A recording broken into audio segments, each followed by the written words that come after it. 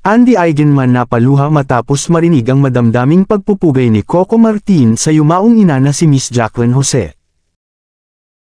Hindi napigilan ni Andy Eigenman na mapaluha matapos ang madamdaming pagpupugay ni Coco Martin sa yumaong ina ni Andy na si Jacqueline Jose, na malaki raw ang puso para sa pamilya at mga katrabaho. Bahagi ito ng special tribute ng ABS-CBN, partikular na ang grupong bumubuo ng FPJ Batang Quiapo, para sa namayapang biteranang aktres. Lubos ang pasasalamat ni Andy matapos ang higit kumulang 1 oras na programa, kung saan kabilang sa mga nag-alay ng madamdaming pagkanta sina Shasha Padilla, Jonah, at Jed Madela. Pagkatapos ay humarap si Andy para magpaabot ng mixing mensahe. Sinabi ni Andy na naantig ang damdamin at lubos ang pasasalamat niya sa mga nagmamahal sa inang si Jacqueline. Humihikding pahayag niya, "Maraming salamat sa pagdalaw ninyong lahat para makiramay sa pagkawala ng aking nanay. Di ko po ma-explain kung paano yung simple na.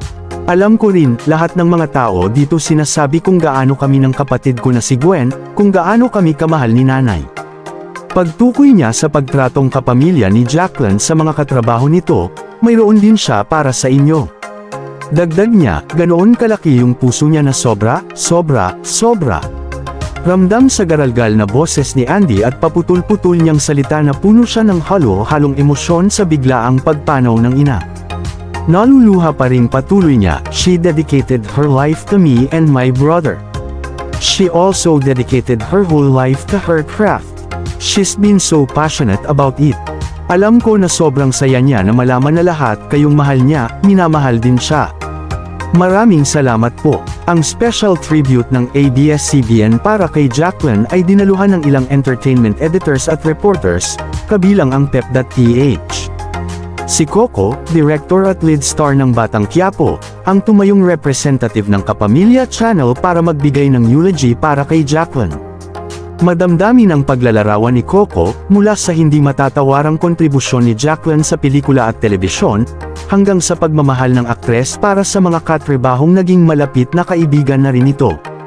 Ayon kay Coco, anak na ang turing sa kanya ni Jacqueline at nagsilbi rin daw siyang konfidante ng aktres sa mga saloobin nito sa trabaho at pamilya. Ang Batang Quiapo ang kinabibilangang programa ni Jacqueline.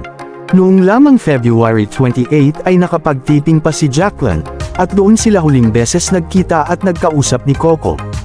Pagkatapos ng special tribute, marami sa mga bisitang artista ang yamakap kay Andy at nagpaabot ng pakikidalamhati sa kanya.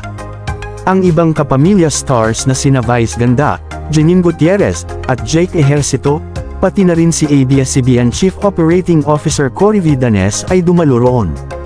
Nasa lamay rin sina Cherry Pie Picache, Christopher De Leon, John Estrada, Pen Medina, Julio Diaz, at direktor na si Malo Sevilla.